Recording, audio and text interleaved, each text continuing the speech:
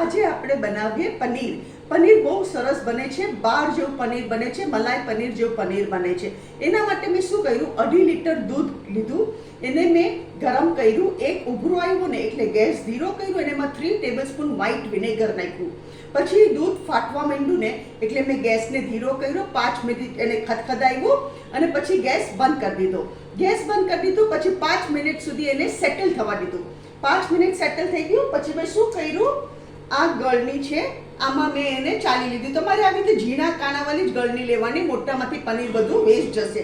આ ગળણીમાં મેં પનીરને ચાલી લીધું અને પછી એને ઠંડા પાણી નીચે એકદમ 5 મિનિટ સુધી કન્ટિન્યુઅસ ધોયા કર્યું, તો તમારું પનીર એકદમ સોફ્ટ થશે, એકદમ સોફ્ટ.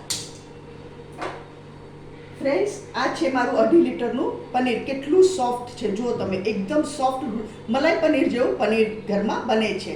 અગર તમને મારી આજની વિડીયો પસંદ આવે તો કમેન્ટમાં જરૂરથી લખો અને તમે બી બનાવો અને ફેમિલી સાથે એન્જોય કરો.